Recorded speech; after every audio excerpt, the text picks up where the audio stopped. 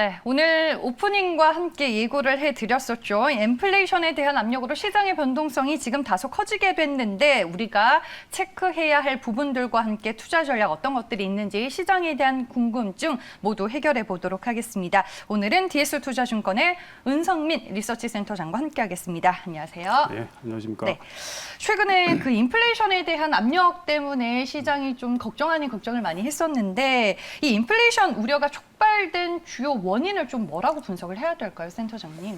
네, 이제 연초에는 미국 국채금리 상승에 대한 부담이 좀 작용을 했었고, 최근에는 이제 인플레이션에 대한 우려가 이제 주식시장에 대한 그런 자본시장 전반의 리스크에 대한 부담으로 작용을 하고 있는데 네. 여러 가지 원인이 있겠지만은 제가 볼 때는 원자재 가격 급등이 가장 큰 원인이었다고 생각을 하고 있습니다. 일단 대표적인 게 해운 운임이라든지 구리, 철광석, 유가 같은 원자재 가격이 급등을 하면서 이제 인플레이션에 대한 우려감이 좀 크게 부각이 됐다고 생각을 하고 있고, 먼저 이제 운임 같은 경우를 한번 살펴보면은 네. 그 상해 컨테이너 운임 지수가 작년 하반기부터 상승하기 시작해서 지금 급등하는 흐름을 보이고 있고요. 그리고 작년 연말부터 시작해서 철광석이나 곡물을 실어나르는 벌크선 운임 지수 BDI가 급등을 하면서 최근에 상해 컨테이너 운임 지수나 BDI 같은 벌크선 운임 지수가 급등을 하면서 다 사상 최고치죠. 그렇죠. 네. 지금 차트가 준비되어 있네요. 네. 아래쪽에 보시면은 SCFI랑 BDI가 지금 사상 최고치를 경신을 하고 있습니다. 네. 이게 우리가 2007년도에 중국 경기가 본격화되면서 차이나 버블이 일어나면서 커머디티 랠리가 있었는데 그때 당시 수준을 지금 넘어서고 있는 상황이거든요. 운임이 이렇게 급등한 이유는 뭐 전반적으로 작년에 코로나로 인해서 굉장히 부진했던 물동량이 늘어난 요인도 있지만은 선박이 부족한 요인도 있거든요. 공급 쪽에서 이제 선박이 공급한 이슈와 공급이 부족한 이슈와 물동량이 늘어나면서 운임이 이제 급등하는 모습을 보인 상황이고, 이러한 부분이 이제 선제적으로 그 인플레이션에 대한 우려감을 증폭을 시켰고, 근데 이제 그거에 대해서 그 부분에 더해서 인플레이션 촉발시키게 된 원인은 원자재 가격의 급등이라고 생각을 하고 있습니다. 네.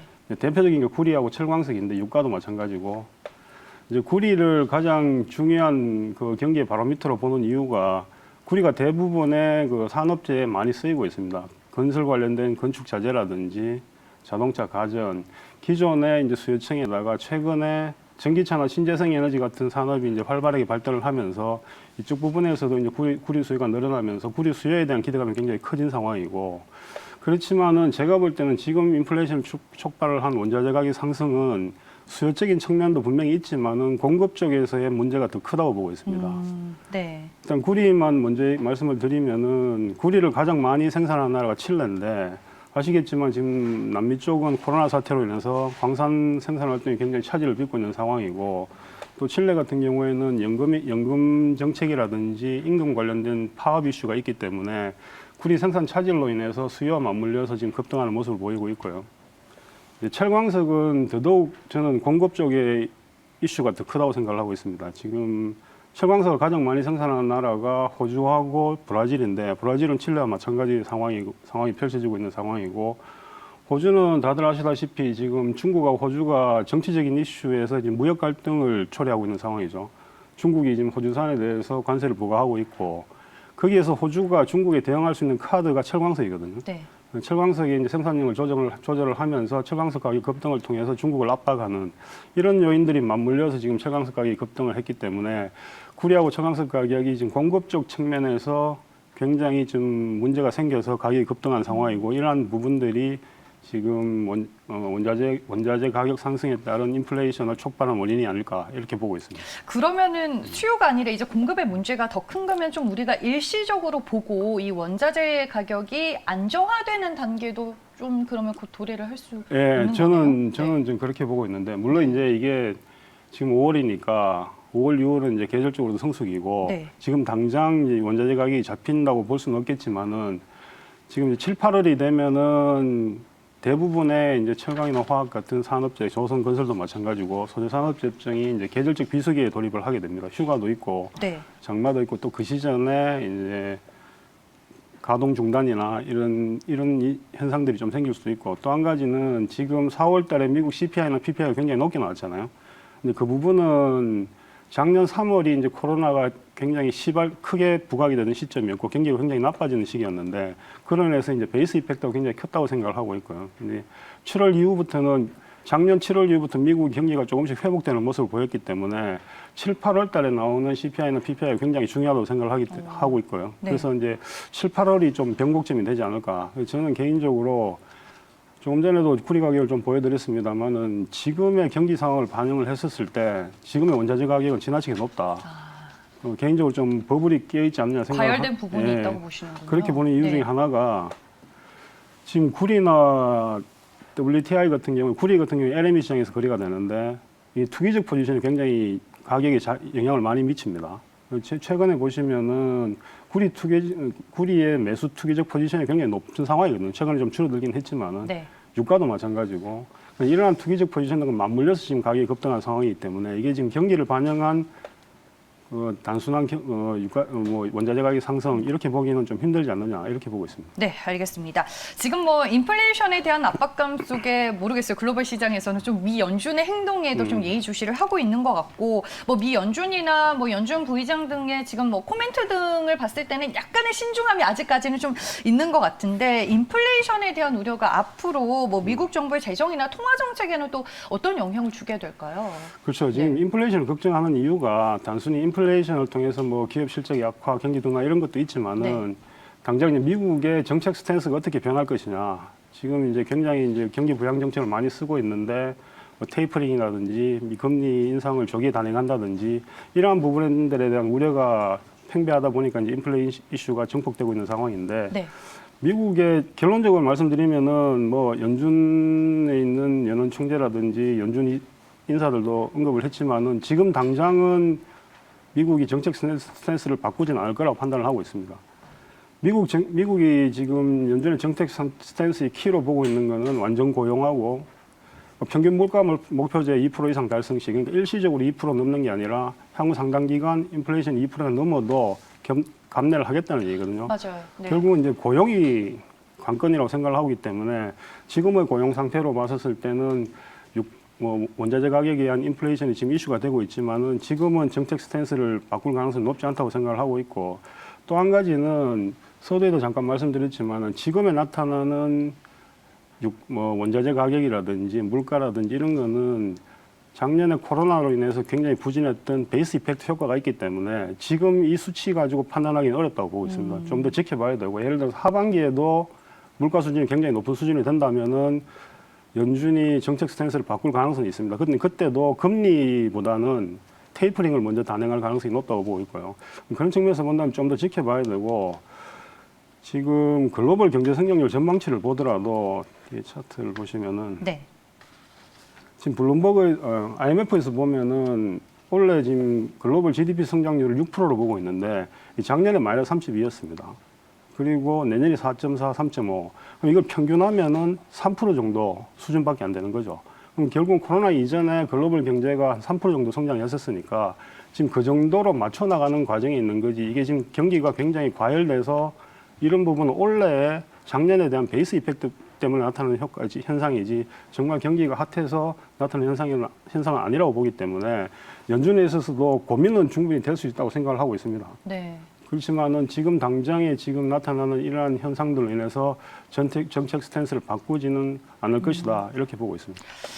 지금 뭐 여러 가지 지표들을 봤을 때 기저 효과가 좀 반영이 되는 부분이 크기 때문에 뭐 하반기에 나올 지표들은 코로나 이전 수준을 뛰어넘는 회복을 보여주는지가 상당히 네. 중요하다라는 말씀이신 거네요. 예. 그러면은 뭐 최근에 뭐 미 연준 측의 입장이나 옐런 재무장관 뭐 시장에 좀 안정을 주는 듯한 얘기들은 나오고는 있는데 모르겠어요. 시장에서는 지금 테이퍼링 기준금리 인상을 굉장히 걱정을 하고 있죠. 있잖아요. 네. 아니 우리가 먼저 시그널을 주겠다라고 그들이 계속 강조하고 있음에도 불구하고 시장은 왜 이렇게 큰 우려감을 가지고 있는 거예요? 이게 부정적인 영향을 주기 때문일까요? 예. 네.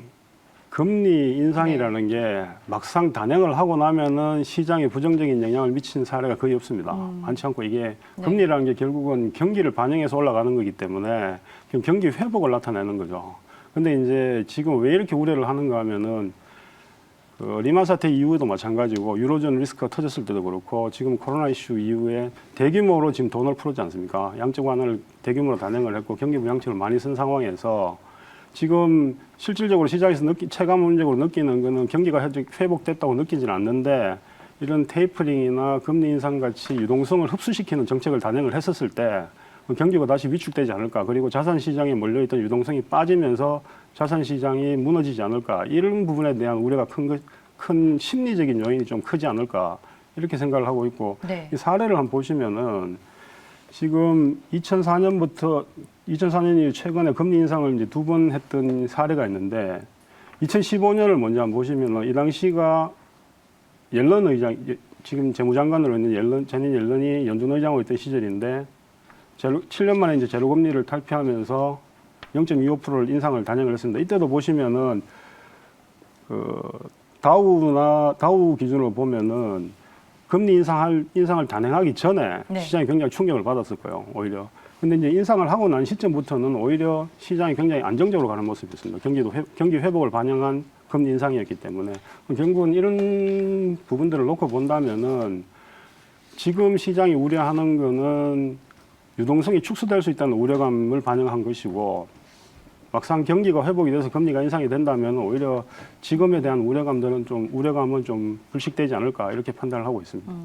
당장 기준금리가 인상이 되면 일시적인 충격은 있을 수 있겠지만 예전에 2015년 이후로 단계적으로 금리를 인상한 시기가 있었죠. 그럼 그때와 같이 그렇죠. 흐름이 갈 가능성이 이번에도 좀 상관관계가 높다라고 보시는 거네요, 센터장님. 그렇죠. 네. 지금은 예를 들어서 금리를 올린다 하더라도 지금 기준금리를 급격하게 올릴 수 있는 상황은 아니거든요. 그렇죠. 속도의 문제인 네. 거죠. 굉장히 점진적으로 단계적으로 올릴 거고 시장에는 충분한 시그널을 줄 거고 네. 금리 인상 전에 분명히 테이퍼링을 먼저 시행을 할 거고 그럼 시장에는 충분한 워닝을 줄 수 있기 때문에 이 부분에 대해서는 지나치게 우려할 필요는 없다 이렇게 생각을 하고 있습니다. 네, 알겠습니다. 그러면은 최근 뭐 인플레이션 우려로 글로벌 시장 국내 증시에서 성장주가 조금 영향을 받는 듯했는데 상대적으로 저평가 가치주를 투자해야 한다 뭐 이런 의견들이 많잖아요. 영원히 우리가 해결할 수 없는 숙제가 성장주냐 가치주냐 이거인 것 같은데 좀 어떻게 보세요, 센터장님은? 네. 이제 항상 논란이 됐고 정의를 할 수 없는 가치주 네. 성장주. 근데 이제 구분 자체가 MSCI도 뭐 그런 식으로 나누어 있고 펀드들도 그렇게 네. 구분돼 있어서 어쩔 수 없는 현상이긴 한데 지금은 이제 지금은 인플레이션이 와 있는 상황이고 지금 어느 정도 레벨까지 올라갈지는 모르겠지만 네. 지금 당장은 이제 성장주에 대한 좀 부담이 생긴 상황입니다. 생긴 상황은 인정을 해야 되는 거고 그렇다면은 지금은 이제 인플레이션 원자재 가격이 오르고 인플레이션이 발생하는 시점에서 가치주를 투자할 것이냐, 저는 네. 가치주보다는 경기 민감주 쪽에 포커스를 맞춰야 된다고 생각을 하고 있는데 단기적으로. 근데 이제 그 경기 민감주라고 얘기를 하면 일반적으로 소재 산업재, 철강, 화학, 조선, 건설을 대표적으로 많이 얘기를 하는데 제가 볼 때는 그런 유의 업종이나 종목들은 어느 정도는 주가가 올랐다고 생각을 하고 있습니다. 지금 네. 차트가 2007년부터 시작해서 구리 가격하고 소재 산업재 지수를 그린 차트를 보면은 2007년도에 구리 가격이 오르면서 소재 산업재가 많이 올랐거든요. 네.